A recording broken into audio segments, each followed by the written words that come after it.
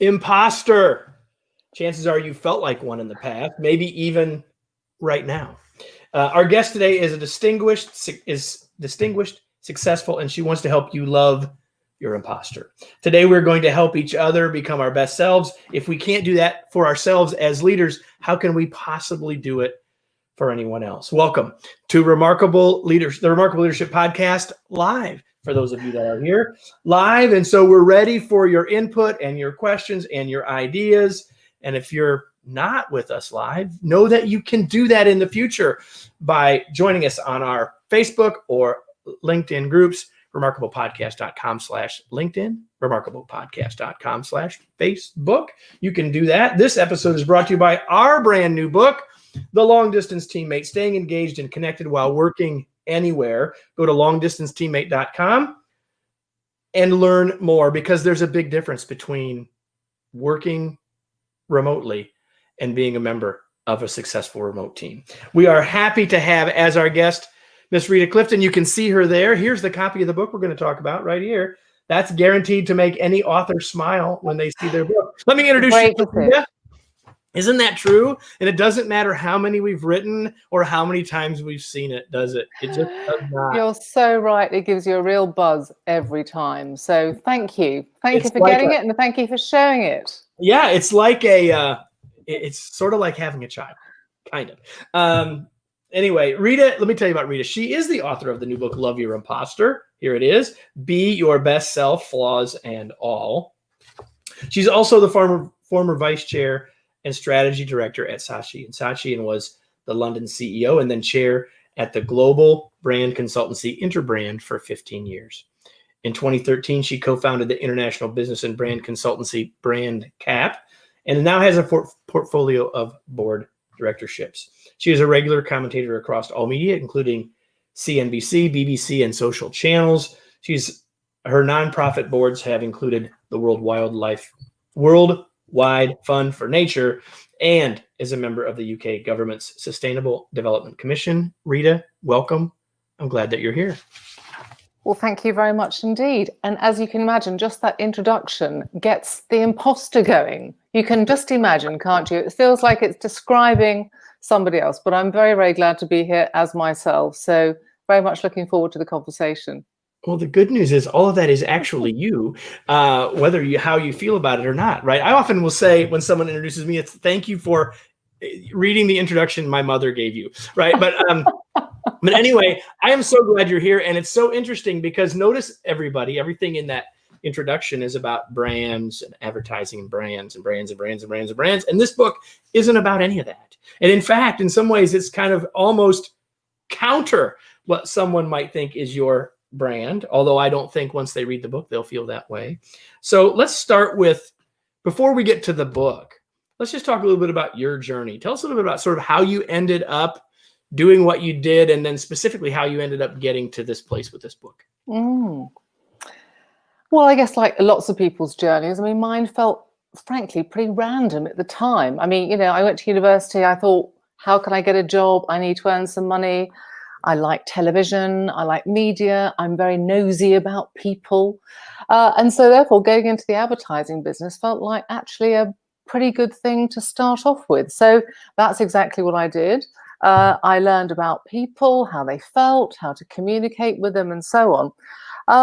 And then went up the ranks and eventually ended up in brand consultancy, which is a bit different from advertising because, brands and branding, that tends to be the enterprise or indeed be the individual. Maybe we can come back to that in just a moment. And that really got me thinking about what you can do with the power of focus and also the power of making the brand, which is your most important asset, an organizing idea, both for businesses and also for individuals. So I got excited about that idea, and then I became CEO and then chair. And when I became chairman, I was then able to do other more plural things, non-executive type directorships. And I found that fascinating, sitting on the other side of the fence, helping organizations of all kinds move forward. As you say, I work with many non-for-profits or non-profits. And I guess in great part, those have been in the sustainability and the green sector. So I've always had one foot in the sort of corporate stroke commercial camp and the other foot in the green and sustainability camp. And the great thing about today is that actually they can live in the same field. They can live in the same organization because clearly, you know, we are all taking sustainability very seriously. So I end up here with a portfolio of directorships, and I've started businesses and led businesses and so on. And frankly, what I wanted to do was to share what I've learned from lots of that stuff, and ideally before I shuffle off this mortal coil. So that's why I thought I better get the book written. I've spoken to groups of people over time, to young executives and to peer groups and so on, and shared my story, shared my learnings, and I wanted to really get that out to a broader audience, and hopefully help a few people believe that they can end up running things, or believe that they can do more than maybe they think they can.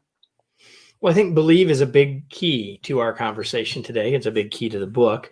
So the book is called Love Your Imposter, Be Your Best Self, Flaws and All. And we're talking with Rita Clifton. Here's the book again, everybody, if you're watching. But here's the thing. This book is about this idea of the imposter syndrome. So you did that whole little lead up, never use those two words. And so I'm curious, let's start there. Let's start. You've told us a little bit about why you wrote the book, but let's do this. What is the imposter syndrome from your perspective? Well, the imposter syndrome, you know, was originally conceived in the 1970s, can you believe? And it was conceived because a psychologist was, you know, researching a group of high-performing women.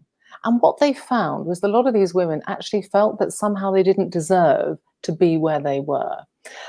But after that, wave after wave of research highlighted that actually it wasn't just something that women felt.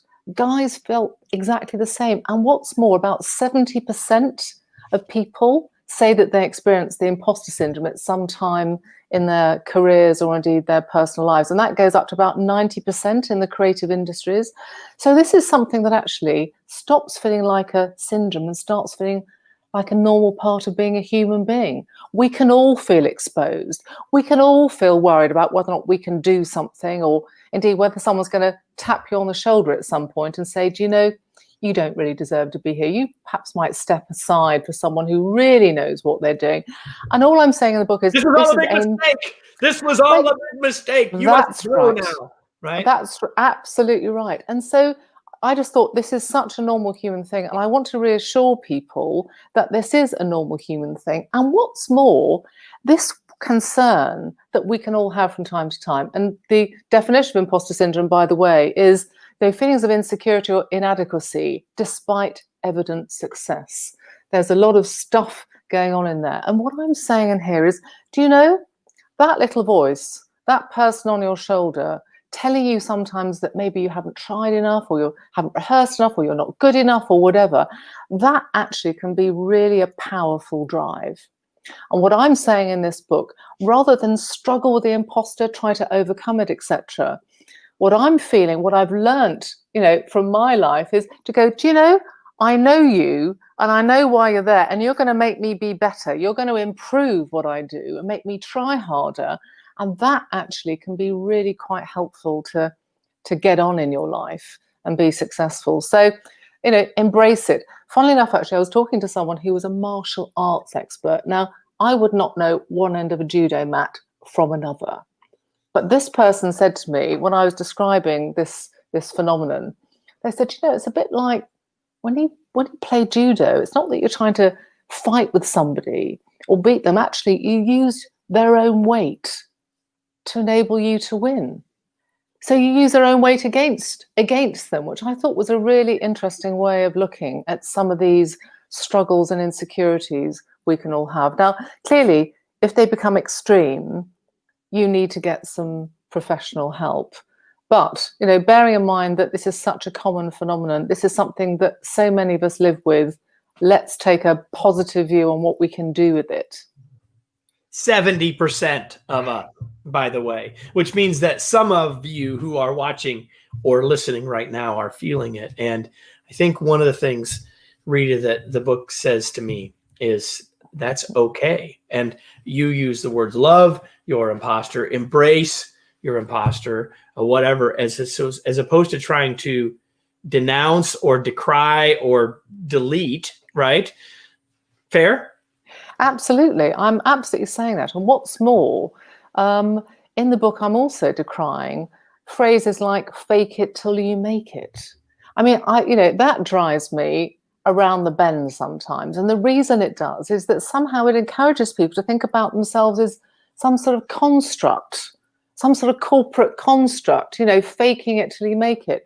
And what I'm saying is actually the business world in particular, and let's, more broadly, the political world and broader world, could do with actually more people coming out as the human beings they are, with all of the concerns or worries or vulnerabilities, frankly, that we can all have as human beings. None of us know everything.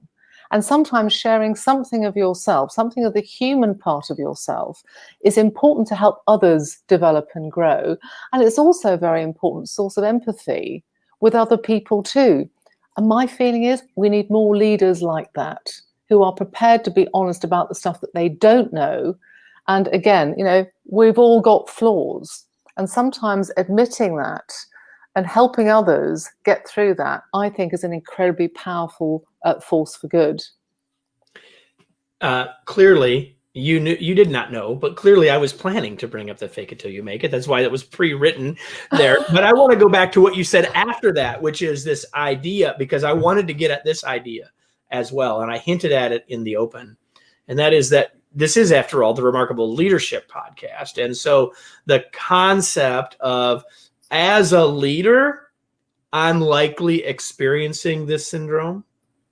And most everyone on your team is experiencing it as well, right? So you spoke just now about the idea of the need for us to be vulnerable and transparent. And when we do that, we become a more effective leader. But let's talk about that you also used another one of my favorite words, which is empathy.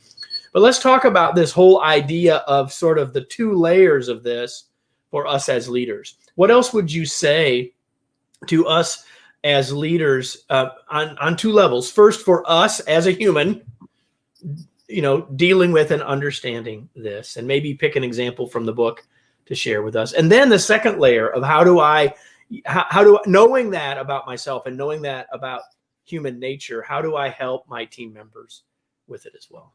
Well, I think the first point I make, and actually one that connects with your introduction, where you talked about you spent a lot of your career in branding and so on, and this book is quite different. Actually, I don't think it is quite different, because I actually think there are some principles about building a strong brand, which after all are the most important sustainable assets any organization have got. And there's really clear thinking that can be attached to brands that enable them to generate long-term influence.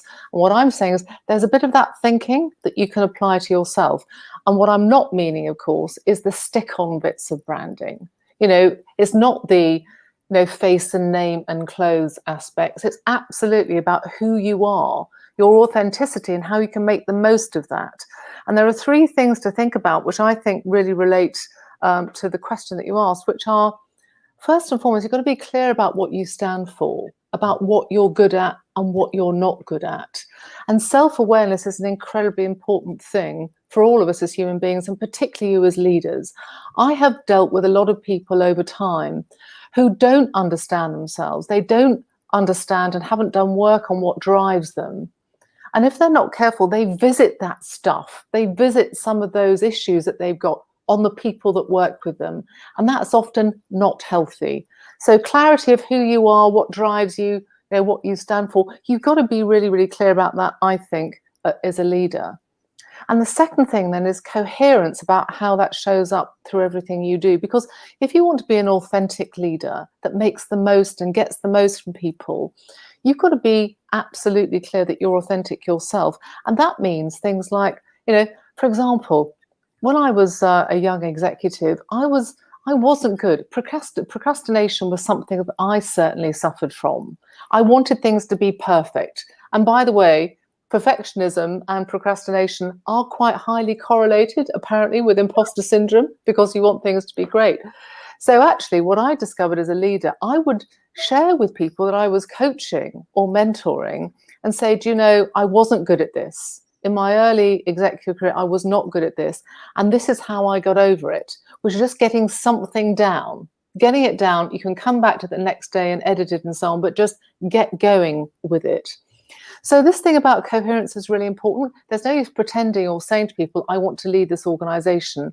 If, for example, you don't understand the language of finance, how organizations work, if you're not communicating and presenting yourself in a way that does yourself justice, it needs to be coherent with who you are or who you want to be.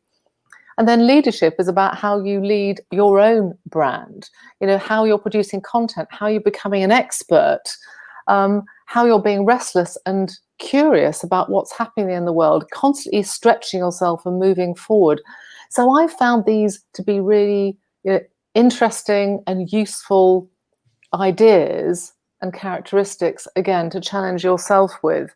But I think that the first and foremost is clarity, because if you are not clear about yourself, as I say, your strengths, what you're good at, what you're not good at, and frankly, your goals in life, then it's quite difficult to be a great leader of others. I would always start there. Yeah, I think that's so true, which means we have to work on ourselves enough to know what to do with that little voice on our shoulder that you were talking about earlier, right?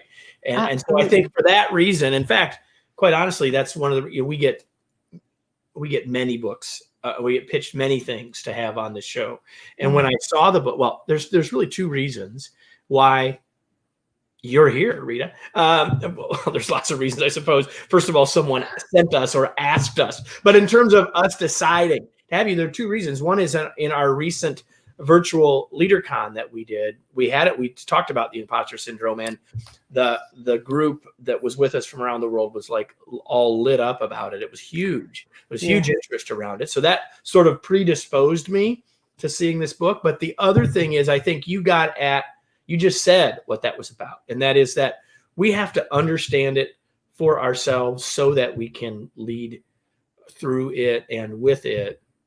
And while the book, you've now described me that is a quote unquote a branding book, even though Kogan Page would probably not say that, and Publishers Weekly wouldn't say that, just like they wouldn't say it's a leadership book, but I would say that it is for the reasons that you just described. So yes, absolutely. And I wrote it as a leadership book. That was the intention. I happen to have spent some of my career in the branding industry, and I found some of those concepts quite useful. But this is without doubt, this is a leadership book. And I think the other thing I'd add to the understanding of yourself and vulnerability, this is not to say you have to go around telling everyone how rubbish you are all the time. And I do sometimes have that conversation with people. When we talk about you need to be yourself, and authenticity, as we know, is so important. I've been being your best self, and that's also what it says on the front of it, be your best self, because you don't want to let it all hang out all the time. And also, you need to learn real skills, because as a leader, you've got to be really good at stuff. I know that seems completely obvious. So authenticity is important, but for goodness sake, don't take up everyone's day by telling everybody just how rubbish your life is or whatever. You only use some of these vulnerabilities or insights about yourself or about others, or share some of your perhaps shared experiences. You only do that to help other people, not just to indulge yourself, because frankly, you can indulge yourself elsewhere. And I think that you need to learn. There are some key skills, as we all know, you need to have and to learn in leadership. And if you want to end up running things, the language of the boardroom is finance. You've got to learn how to do that language, and the language of business. You've got to learn how to communicate, because, frankly, if you can't communicate, you won't be able to influence people in the way that you want. And for everyone who says, "Oh, I hate presenting," you've got to get over it. You've got to get over it. You've got to practice. You talk about it in the book. Absolutely. And I really think that's fundamental. And there are a lot of things you can do with your confidence and relationships with others that also, choose the right partner, for example, choose the right friends. Only have relationships with people who make you feel good about yourself, who want you to be successful. Because as we know, that can be a great source or a terrible source of erosion of your own confidence, unless you are again, choosing people, recruiting people to your company, to your relationships and so on, who actually make you feel good about yourself and help you to be all that you can be. And by the way, you need to do the same with them. What goes around comes around. So I hope this isn't coming across as being too happy clappy, because there are a lot of hard things that one needs to do in this journey as well, as we know. And one of the things I do talk about in the book is nice guys don't finish last. And what I don't want that to be equated with is somehow you've got to be nicey nice, as in doormat nice, because clearly that's not the right thing either. But certainly, in my view, being nasty in business or being a bully in business, this is becoming a very destructive and expensive word, as we know. And you can't bully people to give their best. You can lift people and inspire them to do their best, and they need to believe that you want them to succeed. And, you know, we could all do with a bit more niceness in the world. I think it's difficult to disagree with that right now, don't you think? Well, I think it's difficult to disagree with anytime, not just right now. But everybody, if you were with us live, you heard it. And if you're watching or listening later, I want you to stop, and I'm going to highlight something that Rita just said. You can't bully people to be their best. There's worth the whole conversation right there, Rita. You can't bully people to be their best. I mean, sometimes we just have to hear something in a new way to really get it. To me, that's a nugget for all of us. I want to go again, Rita, without you knowing what I was going to say. You see that you mentioned nice. Here it shows up again. It must prove to you that I read some of the book.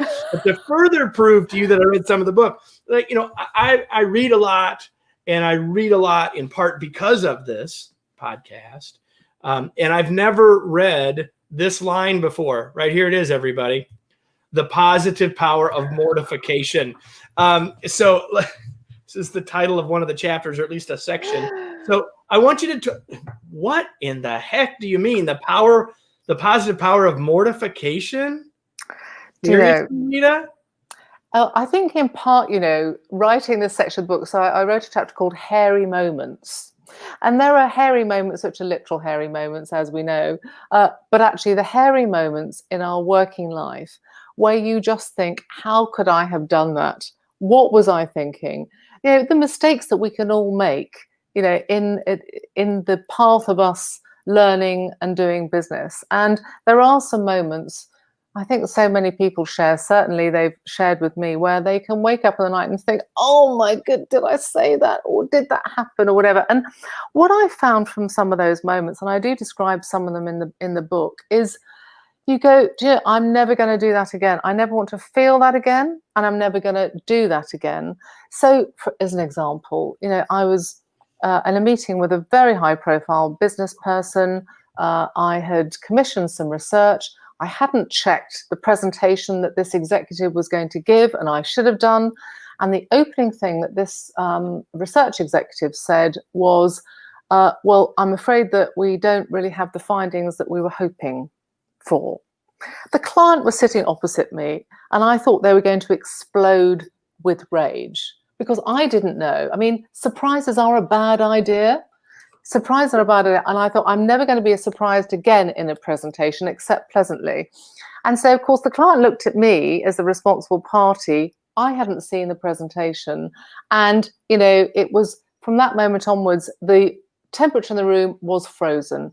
So what did I think about that afterwards? I thought, I'm never going to let that happen again. I'm never going to assume that anyone's going to get things right unless I have had a look before. I'm never going to assume that technology works unless you checked it beforehand. I'm never going to assume that people don't mind being surprised because I've discovered that they really don't like it at all. There are a whole lot of things like that. There's also, I'm sure we've all done it, you know, you've been introduced to people, they say that they've met you before, you don't remember their names. If you're not good at remembering people's names, don't introduce people. Learn from this stuff. I learned from a diplomat, it's a bad idea to say pleased to meet you or it's good to meet you because you might have met them before without remembering it. So it's a good idea to say good to see you. That's much better. And then you can talk to people maybe about, you know, their experiences or what they're doing at the moment while you try and remember. So there are certain things. Yes, it gives you a little time to try to figure it out, right? Gives you Especially some they say, time. "Oh, it's been so long." You're like, "I don't even remember," right? Exactly, exactly. So there are things that you learn over time, and sometimes you learn by very difficult lessons. And on that one where I had a researcher and an angry client and so on, and I was doing that on behalf of the chairman of the business, I thought, oh my goodness, they are going to explode. They are absolutely going to explode, and I do hope I don't get fired. But actually, the other thing I would say about the chairman at the time, for whom I was supposed to be managing this job, his quiet disappointment was so much more powerful than deranged shouting, and that's another reason why I learned. I was mortified, but I didn't get shouted at in this terrible bullying fashion that some leaders feel goes with running companies. But I want to just say something about that, because sometimes leaders feel like that's what they're supposed to do, or that's the only example they've ever had. But let's just think about that for a second. When you had to live with that and have the time to think it through and own it, rather than getting defensive at some level because someone is shouting at you, it becomes far more powerful.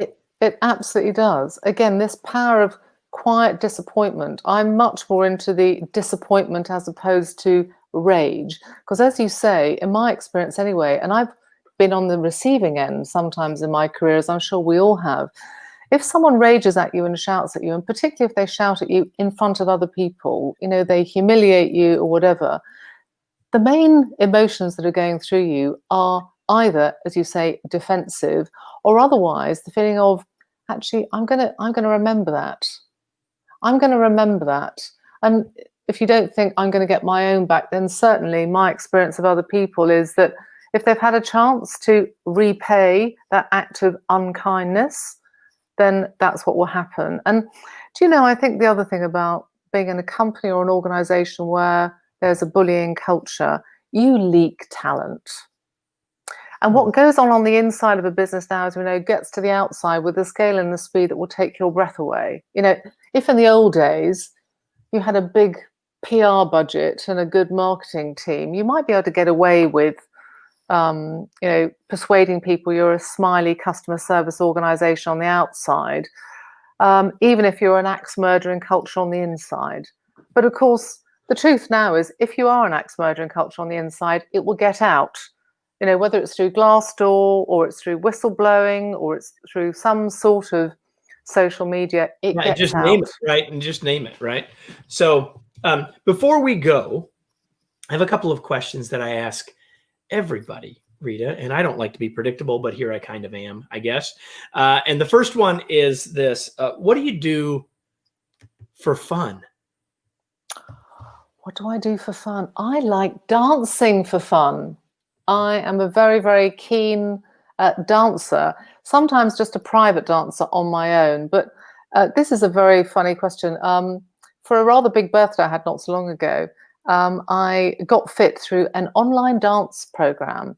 And 6 months later, they asked whether or not anyone would like to train to be a dance teacher of this particular dance program.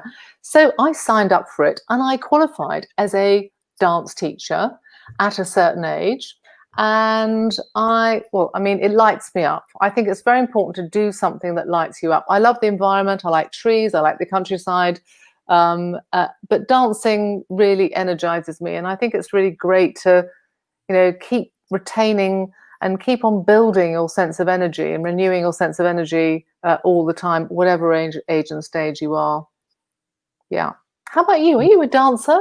Are you a secret dancer at all? No, I am not a private dancer. This takes me to a song that I just as soon not go. But no, I don't mind dancing, but it would not be the thing that lights me up. And it's not something that my wife loves. So I don't now that's very interesting. Okay. It's totally okay, right? Just is what it is. So next question is about something that I absolutely love, which is reading. So Rita, what's something that you're reading now or have read recently? What's something that perhaps you might share with us that people might find interesting? Or Well, I tell you, a book I really enjoyed recently was *Sapiens* by Yuval Noah Harari, and I think it's probably got a big enough fan club without needing a fanfare right now. But it just resonated with me so much. I mean, on two fronts. Number one is less positively, just the extraordinary impact that the human species has had on the planet and other living things on this planet, not usually in a good way. But also, actually, it just reminded me of how much we can all do together as human beings, and why it is that Homo sapiens, became the dominant species. It's because we can collaborate and communicate and share ideas, in conceptual form and with language. And, I feel tapping into that, even though we can go to dark places about what's happened, with humanity and so on, I'd like to go to a lighter place, a brighter place, whereby actually we can get together and collaborate and solve so many of the problems that we've got. And if we're going to do that, we do need to do it quite soon. So *Sapiens* I found incredibly stimulating because it reminded me of all the good things that we can apply about being human. And of course, being a human type of leader is a big part of some of our discussions. So it all seemed to connect together pretty strongly. So being the human beings we are and the leadership roles that we can take up, I think that would be a really great place to start, and maybe to finish too. A good place to start and a great place to end. But before we end, just a couple of more things. Rita, where can we learn more about you and your work? Where do you want to point people? Anything you want to tell people, point people to? I'll hold the book up again. Love Your Imposter, Be Your Best Self, Flaws and All. Where can people learn more? Where do you want to point people? Well, people can go to Kogan Page, who is the publisher. It's also available on Amazon and other booksellers, so please do go there. I also have a website, www.ritaclifton.com. I'm on LinkedIn too, where I'm obviously doing bits of writing and so on. So it'd be great to connect with people. And I've thoroughly enjoyed talking to you, Kevin. So thank you for this session. Well, it was my pleasure. So now I have a question for all of you who can't really answer. There are a few of you here live, but you can't really answer except in your head, which is most important right now anyway. And that is, now what? What are you going to do as a result of this? Are you going to embrace that little voice on your shoulder? Are you going to change the way when you meet people, to say, good to see you? Are you going to think about the power, perhaps, of quiet disappointment? Are you going to think about what you need to do differently and how you lead as it relates to all of this? Or are you just going to love your imposter just a little bit more? Whatever it is, those are just a few of the things that I have in my notes. My question to you and my challenge to you is to take some action on what we've done, not just to say, well, this was interesting and Rita was quite lovely and quite brilliant, but really, what is it that you can do as a result? Because that's what will make a difference for you. That's what will make both of us, I think, happier and feel more satisfied from the time that we've spent together. So, Rita, thank you for being here. It was an absolute pleasure to have you. Totally. Thank you for having me. Thank you. And so everybody, we do this all the time. You know that, right? If you're on the podcast, you know that every week there's a new episode. So you want to come back. And some of those episodes will be live. So you might want to just join us at remarkablepodcast.com/Facebook or remarkablepodcast.com/LinkedIn to get set up so you can be with us live. Either way, we'll be back next week with another episode of the Remarkable Leadership Podcast. Thanks, everybody.